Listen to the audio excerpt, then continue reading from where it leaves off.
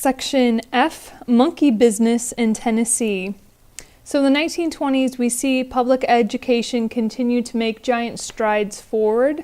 We see a lot of states passing laws mandating that every kid has to stay in school until they're 16 or 18 or until, they actually graduated high school. We see John Dewey. He's a big reformer in education. He's making a lot of changes during this time. He writes a lot of books really advocating for a more active classroom, you can say, kind of learning by doing, hands-on learning, that sort of thing. And really this is progressivism in education. And really the name that you need to know with that is John Dewey. He thought that schools should be a place where not only you learn content, but learn how to live a good life. Also in science in the 20s, we see some advancements. We see the Rockefeller Foundation pouring a lot of money into helping eradicate hookworm in the South. So really it's a very good program. We see more or less all of the hookworm that was in the South kind of go away. That's wonderful. So we've noticed in this chapter that culture is really changing in the 20s, in this jazz age. And a lot of people aren't very happy with it. They're thinking this culture, is less moral, that this culture is just, bad. So kind of in reaction to the changes in the culture, we see a group form called the fundamentalists, right, that are still around today, or the title we give people is still around today, fundamentalists. It's a group that's formed to react to the moral breakdown of the youth during the jazz age. And really we see this conflict really take a head, or really symbolized with the issue of teaching Darwin's evolution in schools. Okay, so we see 3 states in the South, including Tennessee, outlaw the teaching of Darwin's theory of evolution in schools. So it's kind of, they're kind of priming the pump, so to speak, for definitely some legal action. They want to test out to see if this law prohibiting the teaching of evolution is indeed, constitutional. So what happens is in 1925, in the small town of Dayton, Tennessee, a teacher, John T. Scopes, is indicted for teaching evolution. So he's charged with breaking the law. He's charged with teaching evolution in his public school in Tennessee. So this becomes a huge media, craze. Journalists from all over the country are down in Dayton, Tennessee, and it's really set up as this kind of big spectacle. We see a very, very famous person, William Jennings Bryan. Remember, he's that Democrat that was very popular, gave the Cross of Gold speech, really promoting the coinage of silver. He ran for the Democratic Party a number of times. Well, William Jennings Bryan is going to be the leading prosecuting attorney. So he's a Presbyterian fundamentalist, really does not like evolution, so we'll see him actually prosecuting the teacher John T. Scopes. All right, John T. Scopes, on the other hand, he also is really well defended. He has a group of nationally known attorneys on his side. So really, this is kind of a symbolic trial. What happens is that Bryan ends up taking the stand as a witness, kind of as an expert on the Bible. And the criminal lawyer that has been defending Scopes really kind of just makes Bryan look like a fool, really kind of trips him up. So when Bryan leaves the stand, he definitely leaves the stand looking foolish. But when all is said and done, what happens is John T. Scopes, that teacher who was teaching evolution, was found guilty. He has to pay a $100 fine. That sort of thing. So really the importance here isn't really the conclusion of the trial, it's just kind of displaying the shifting in how Americans think and the morality at this time, kind of the fundamentalist against kind of science progressives, that sort of thing. But something to keep in mind, fundamentalists, it's actually a very small minority of Christians. You see, especially at this time, a lot of Baptists will be fundamentalists, and really kind of a definition you could say of fundamentalism is the idea that they take the Bible literally, that they interpret it in a very literal way. So a lot of Christians don't have a problem with evolution, but the fundamentalists who really do read the Bible in a literal way, that's where the problem really sits. All right, section G, the mass consumption economy. Praise the Lord. Okay, so starting in 1921, we really see 7 kind of golden years of just this tremendous economic growth, prosperity. And we see this happening for a number of reasons. First thing is the Secretary of the Treasury at this time. His name is Andrew Mellon. He really has this kind of laissez-faire idea when it comes to government controlling big business. Really a hands-off approach. Let the economy do what the economy wants to do. It's not the government's job to mess with it. So this kind of unrestrained regulation really allows the economy to move forward. We'll see, of course, there's some problems with this later on in 1929 when we get that big crash in the market. But for the first 7 years, things are going okay. We also see new machinery that's a lot more efficient than the old machines, and they're being powered by newly tapped oil fields. We see a lot of oil fields popping up in Oklahoma, in California, and Texas, and this oil is going to be helping not only the machines, but also the kind of revolution that hits America, not the Beatles, but in fact the automobile. We see this is the time, really the 20s is the time of Henry Ford. Henry Ford's building this huge plant near Chicago called the Rouge River plant that's really just being the showcase of assembly lines, of standardization. They turn out a new car every 10 seconds. So it's really the 20s where we talk about Henry Ford, mass production, standardization, assembly lines. All right. But the problem was, really the problem that manufacturers now faced was not that they couldn't produce enough goods or enough cars. The problem now was, did they have enough market? Did they have enough people to sell this stuff to? So really the concern now is do I have a market to sell my goods to? So it's really in the 20s where we first see the idea of advertising coming around. Really advertising didn't exist before the 20s in a large way. So now we see advertisement as an industry start to boom. And as an example of this, we need to talk about a book. This book is called The Man Nobody Knows. It was written by Bruce Barton. He's from New York, and this was a bestseller in 1925. The book, once again, The Man Nobody Knows.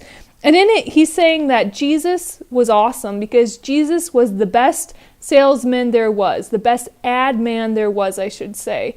Really, the idea was, he praised the fact that Jesus's parables were simple and right to the point, just like a good advertiser should. That he was a good executive, right? He chose 12 people and really brought this organization into something that changed the world.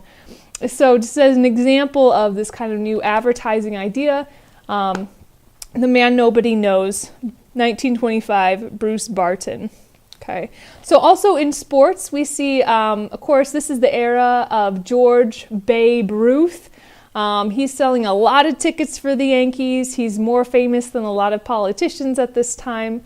Also in the boxing or the wrestling world, I should say, we have Jack Dempsey. Jack Dempsey was a heavyweight champion of the world, and we see when he fights in Jersey City, there's an instance where he fights in Jersey City, and this fight, the people who organize it actually draw in over $1 million worth of ticket sales. So this is one of the first times we see an event like this really bring in over $1 million worth of ticket sales. So a lot of sports becoming popular because remember in the 20s, this is really the age that we really start to see leisure for the first time. So we see Americans use this leisure or spend their leisure in different ways. Example being the sports. Okay. Also something to know, we're talking about the mass consumption economy. This is the era where the idea of buying on credit comes to be.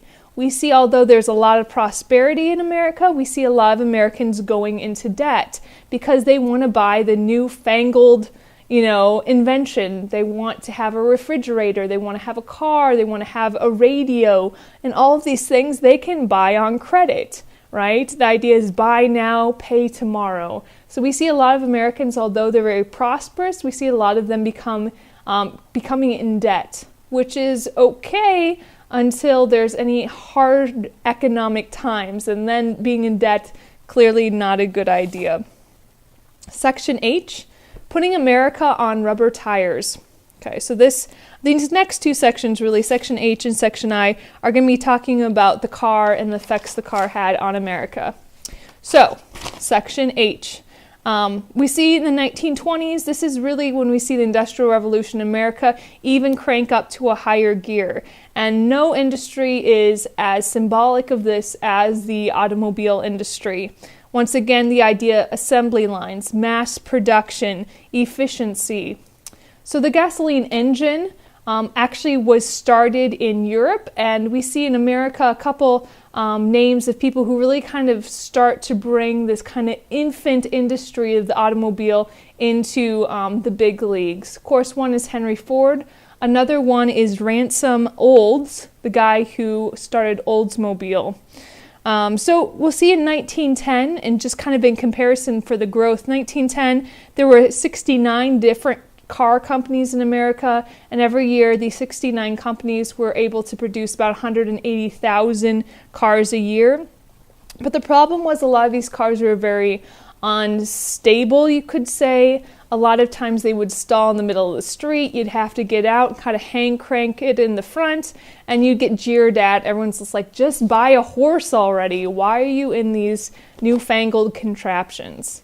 Well, we see that industry really change when we get to the idea of scientific management. Okay, so this is kind of a new idea. Scientific management is just the idea of you're going to run an industry, a factory, as efficiently as possible, right? Eliminating all wasted movements. And the guy who's really the father of the scientific management, his name is Frederick W. Taylor. The idea that make things as efficient as possible. And these ideas, of course, will naturally lend themselves to the idea of an assembly line that Henry Ford really takes to heart. So Henry Ford, he puts these ideas into practice in his plant near Detroit. We see a lot of car companies really building in Detroit. And we see Detroit kind of becoming the capital of cars in America, right? So if you ever hear of Motown, we're talking about Detroit. Ford, his car that really takes off, no pun intended, is the Model T. And just interesting enough, Ford kept going through all these different types of cars, different models of cars. So he started with Model A, Model B, Model C. So finally, after 19 different attempts at different kinds of cars, the Model T is really the one that struck, that really took off. No pun intended. And the thing is, he could make these efficiently, he could make these cheaply, and they were reasonably reliable, okay? They weren't the best, but they weren't the worst either. And Ford had the saying that, you could have your automobile in any color you desired, just as long as that color was black. So really the idea is the assembly line, standardization, getting things efficient.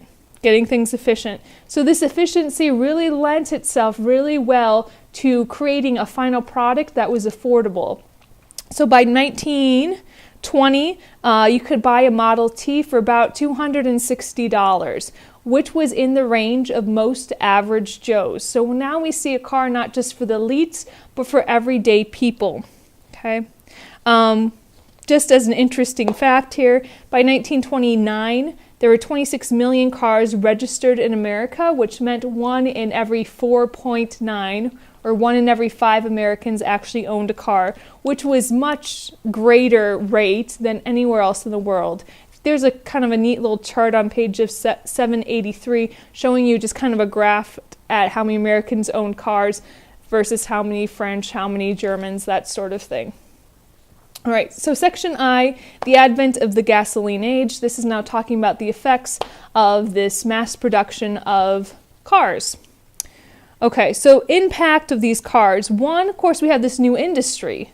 It's a huge industry, and it's kind of, it's using a lot of steel in building cars, but it kind of takes place of the importance of the steel industry. So now we see really the automobile industry being the biggest one. It employs directly over 6 million people, and then thousands of more people are employed through kind of secondary means. Perhaps they're, working in a rubber factory, a glass factory, working at a service station, like a gas station, working building highways. So we see this huge industry really forming out of the production of cars. We also see the petroleum industry increasing, really exploding, no pun intended. Once again, California, Texas, Oklahoma, we see a lot of oil being drilled there. And we see the railroad industry, however, really suffer the effects of the mass production of cars because it's kind of taking business away from railroads. So now people don't need railroads to travel, right? They can take their own cars. Same thing even with mail, trucks, buses, all of these things, taking business away from the railroads. And, also impacts, you could sell fresh food more easily. So we see a lot of fresh fruit being able to be more available to Americans because of the car, the truck. And also we see a lot of new roads being built. And a lot of these roads were built using the tax money on gasoline. So you would tax gas and use that money to help build help build roads. So we see roads kind of spring up all across the country. And also this leads to a social change in America. On a number of different levels. One, it's, now that Americans have more leisure time, they don't feel like they're cooped up, right? They can hit the open road for a weekend, go on a weekend trip, go on a vacation. So really opens America up to Americans. Also a little more freedom for women, right? Women are less isolated now. They can drive into town. They can drive to meet a friend, that sort of thing. So really a little bit more freedom to women.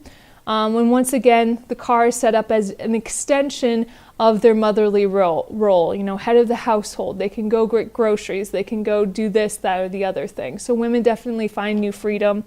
And also we see, this allows schools to consolidate, which means we don't need a lot of neighborhood schools.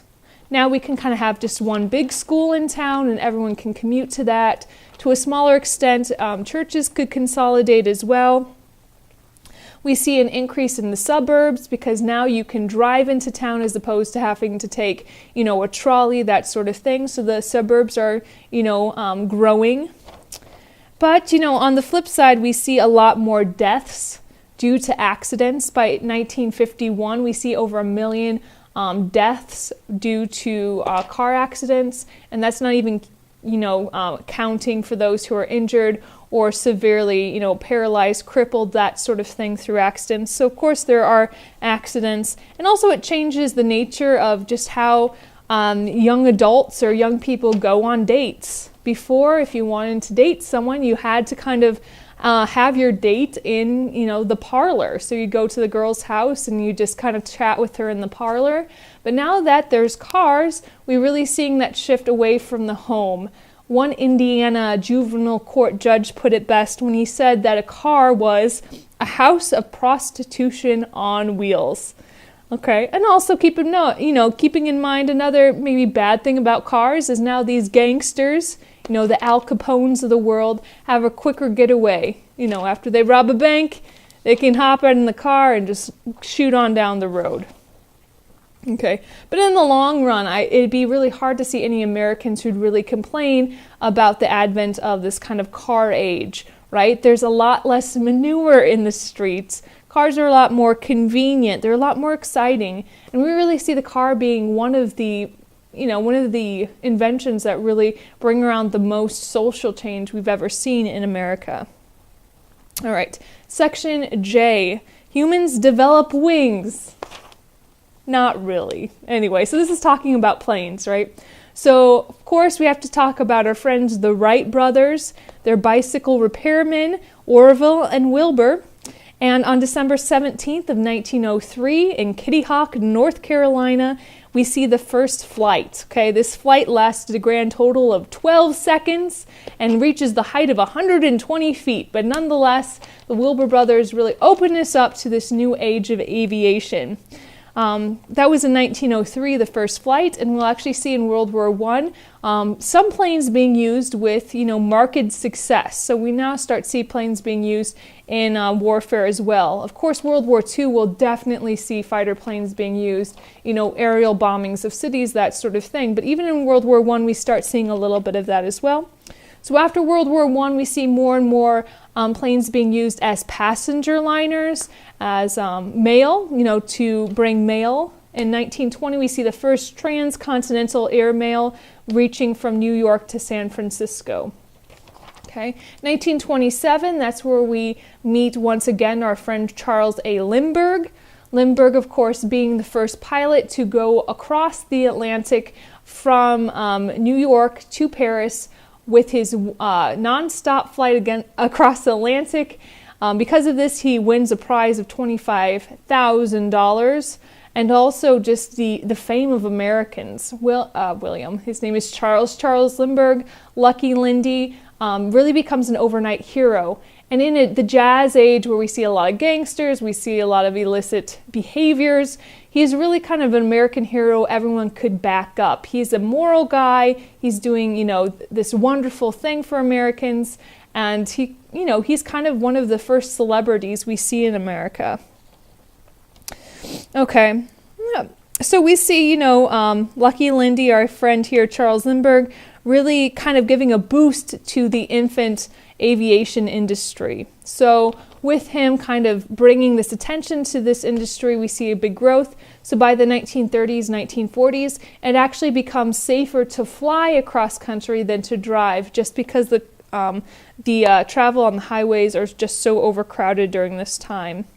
But, just like the advent of the car, the advent of the plane, we see it really hit the railroad industry once again fairly hard, because, now they're losing business to passengers traveling in air, and also they're losing some business via the mail being lost to the plane. And the last thing you have to keep in mind is, with the advent of this kind of aviation age, the Atlantic separating, the United States from Europe is getting smaller and smaller and smaller. So we'll see it being very problematic, you could say, during World War II, because during World War I, we could kind of put a hood up and kind of pretend we're this isolated little nation, oceans apart from Europe and from Asia. But now with the, the advancement of the airplane, we see that distance becoming smaller and smaller, sort of speak. Especially World War II, we see a lot of aerial bombings of cities. So America is actually becoming more vulnerable, you could say, through the advent of the airplane. Okay, with that, we're done with this video.